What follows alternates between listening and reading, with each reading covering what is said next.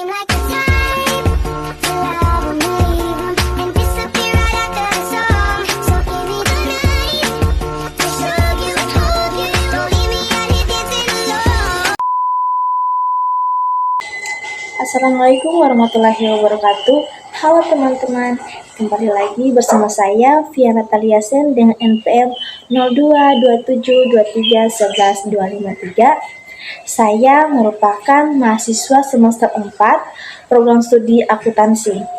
Di video kali ini saya akan membahas materi mengenai teknik analisis data dengan metode hermeneutika.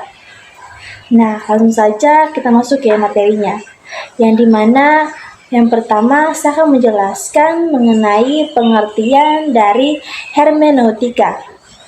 Jadi, hermeneutika adalah metode analisis yang digunakan untuk memahami dan menafsirkan makna dalam teks, simbol, atau fenomena. Sosial budaya, metode ini banyak digunakan dalam penelitian kualitatif, terutama dalam filsafat, sastra, teologi, dan ilmu sosial. Hermeneutika bertujuan menggali makna tersembunyi di balik suatu teks atau wacana dengan mempertimbangkan konteks historis, sosial, dan budaya. Nah, yang kedua, saya akan menjelaskan materi mengenai prinsip dasar hermeneutika, yang dimana beberapa prinsip utama dalam analisis hermeneutika meliputi yang pertama, lingkaran hermeneutika atau hermeneutic circle. Pemahaman terhadap bagian teks harus selalu dikaitkan dengan keseluruhan teks dan sebaliknya. Yang kedua, kontekstualisasi, yang dimana makna teks tidak dapat dipahami tanpa memahami konteksnya, baik sejarah, sosial, maupun budaya. Nah, yang ketiga, praduga atau pemahaman, yang dimana peneliti membawa prasangka atau pemahaman awal yang akan mempengaruhi proses interpretasi. Dan yang keempat, dialektika. Interpretasi merupakan proses berulang antara berbagai perspektif yang dapat saling mengoleksi. Nah, selanjutnya saya akan menjelaskan materi yang ketiga mengenai langkah-langkah analisis data dengan hermeneutika. Teknik analisis data dalam hermeneutika dapat mengikuti beberapa tahapan berikut. Yang pertama, yaitu pemahaman awal, yang dimana peneliti membaca teks secara menyeluruh untuk mendapatkan gambaran umum.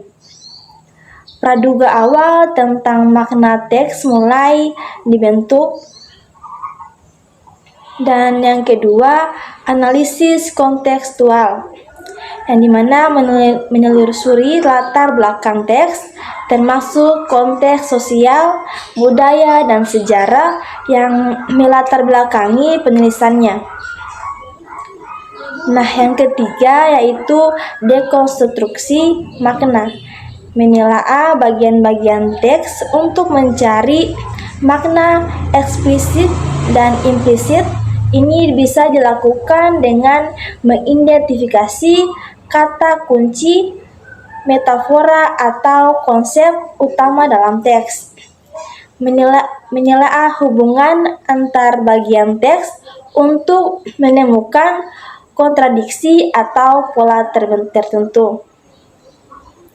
Nah, yang ketiga, interpretasi dan reinterpretasi, melakukan pembacaan ulang dengan perspektif baru, memperbaiki praduga awal, dan melakukan sintesis makna. Interpretasi dapat dilakukan dalam beberapa putaran, hingga makna yang lebih dalam ditemukan. Dan yang terakhir, kesimpulan dan penyajian temuan, merangkum makna yang telah ditemukan dan menghubungkannya dengan teori atau penelitian sebelumnya. Nah, selanjutnya saya akan menjelaskan materi yang keempat mengenai pendekatan hermeneutika dalam analisis data. Beberapa varian pendekatan hermeneutika yang sering digunakan dalam analisis data meliputi yang pertama, hermeneutika filosofis, yang dimana menekankan dialog antara penafsir dan teks dalam proses interpretasi. Yang kedua, hermeneutika kritik, yang dimana menggunakan analisis hermeneutik untuk membongkar ideologi dengan struktur kekuasaan dalam teks. Yang ketiga, hermeneutika objektif, yang dimana berusaha memahami teks sebagaimana dimaksudkan oleh pengarangnya melalui rekonstruksi makna asal. Nah, selanjutnya saya akan menjelaskan materi yang kelima, yaitu kelebihan dan kelemahan metode hermeneutika. Nah, kelebihan dari metode hermeneutika yang pertama, mampu menggali makna mendalam di balik teks atau fenomena sosial. Nah, yang kedua, memungkinkan interpretasi yang lebih kaya dengan mempertimbangkan konteks historis dan sosial. Nah, yang ketiga, cocok untuk menganalisis teks-teks klasik, agama, sastra, dan budaya. Nah, sedangkan kelemahan dari metode hermeneutika yang pertama, interpretasi yang bersifat subjektif dan bergantung pada pemahaman peneliti. Nah, yang kedua, sulit untuk mencapai kesimpulan yang objektif dan generalisasi. Nah, yang ketiga, membutuhkan pemahaman yang mendalam tentang konteks, sejarah, dan teori hermeneutika. Pengembangan lebih lanjut dalam analisis data hermeneutika setelah memahami dasar-dasar teknik analisis data dengan metode hermeneutika, penting untuk mengeksplorasi beberapa aspek lebih lanjut yang dapat memperkaya interpretasi dan meningkatkan validitas analisis. Nah, yang pertama, pendekatan lanjutan dalam hermeneutika. Metode hermeneutika berkembang dalam berbagai cabang ilmu dengan pendekatan yang lebih spesifik. Berikut ada beberapa pendekatan yang sering digunakan dalam penelitian sosial dan humaniora. Nah, yang pertama, hermeneutika fenomenologis, yang dimana menghubungkan pemahaman teks dengan pengalaman manusia secara eksistensial. Yang kedua, peneliti tidak hanya menafsirkan teks tetapi juga merefleksikan pengalaman hidup mereka sendiri dalam proses interpretasi. Nah, yang kedua, hermeneutika kritik atau Habermas. Yang pertama, menggunakan hermeneutika untuk membongkar kepentingan ideologis di balik teks. Yang kedua, fokus pada bagaimana bahasa dan wacana dalam teks membentuk atau memproduksi kekuasaan sosial. Yang ketiga, hermeneutika strukturalis. Yang pertama, mengkombinasikan hermeneutika dengan pendekatan strukturalis untuk memahami pola-pola makna dalam teks. Yang kedua, menyelidiki bagaimana simbol dan narasi dalam teks membentuk pemahaman manusia. Yang keempat, hermeneutika digital, yang dimana yang pertama digunakan dalam era modern untuk menafsirkan teks digital, media sosial, dan budaya internet. Yang kedua, menggunakan analisis data besar atau big data untuk mengidentifikasi pola-pola interpretatif dalam wacana digital.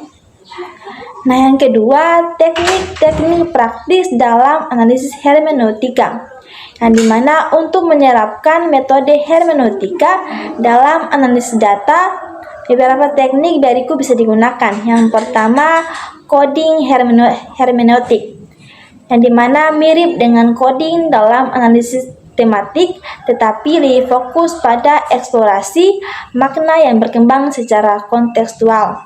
Yang kedua, membagi teks ke dalam unit-unit makna kecil dan menghubungkannya dengan pemahaman keseluruhan.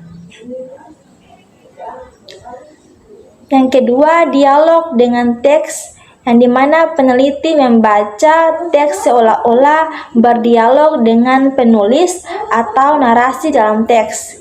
Yang kedua, bertanya, apa maksud teks ini? Apa yang ingin dikatakan oleh pengarang? Bagaimana ini relevan dengan konteks saya? Nah, yang ketiga, analisis intertekstual.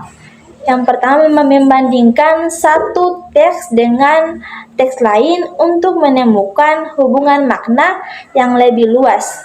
Yang kedua, digunakan dalam studi sastra, sejarah, dan agama untuk melihat bagaimana teks saling merujuk dan berkembang dalam berbagai konteks. Nah, yang keempat, mengenai pendekatan dekonstruksi. Yang pertama, membongkar teks untuk menemukan makna yang tersembunyi atau bertentangan. Yang kedua, digunakan dalam kajian filsafat postmodern untuk memahami bias dan asumsi dalam teks. Nah, yang ketiga, contoh penerapan analisis hermeneutika. Yang pertama, studi teks religius. Seorang peneliti menganalisis tafsir Al-Quran dengan pendekatan hermeneutika Gadamer, menelusuri bagaimana pemahaman terhadap ayat tertentu berkembang dalam berbagai periode sejarah. Yang kedua, analisis wacana politik, yang dimana yang pertama, hermeneutika kritis digunakan untuk menafsirkan pidato seseorang pemimpin politik guna mengidentifikasi ideologi tersembunyi di balik kata-kata yang digunakan. Selanjutnya, studi budaya populer hermeneutika. Strukturalis digunakan untuk memahami bagaimana film atau novel mencerminkan nilai-nilai sosial tertentu dalam masyarakat. Nah, yang keempat, validitas dan kredibilitas dalam hermeneutika. Karena hermeneutika bersifat subjektif, peneliti harus memastikan bahwa interpretasi mereka dapat dipertanggungjawabkan. Beberapa strategi untuk meningkatkan validitas dalam penelitian. Hermeneutika meliputi yang pertama, triangulasi interpretasi. Membandingkan hasil interpretasi dengan berbagai sumber atau teori lain. Yang kedua, refleksi diri. Peneliti secara eksplisit mencatat bagaimana pemahaman pribadinya mempengaruhi interpretasi. Yang ketiga, konfirmasi dari partisipan. Dalam penelitian sosial, bagi hasil interpretasi dapat dikonfirmasi dengan responden untuk memastikan pemahaman yang akurat. Yang keempat, transparansi metodologis, yang dimana menjelaskan secara rinci proses interpretasi dan bagaimana makna ditemukan. Kesimpulan dari materi ini adalah metode hermeneutika adalah pendekatan yang sangat fleksibel dalam analisis data kualitatif, memungkinkan peneliti untuk menggali makna yang lebih dalam teks atau fenomena sosial. Dengan pemahaman berbagai pendekatan, teknik, analisis, serta strategi validasi, peneliti dapat menghasilkan interpretasi yang lebih kaya dan bermakna. Dalam era digital, hermeneutika juga berkembang untuk memahami teks dalam konteks media baru. memberikan peluang penelitian yang semakin luas. Sekian penjelasan materi dari saya. Semoga apa yang saya sampaikan bisa bermanfaat bagi yang menyimak. Saya Via Natalia Seng undur diri dengan akhir kata. Wassalamualaikum warahmatullahi wabarakatuh dan sampai jumpa pada part selanjutnya. Bye-bye.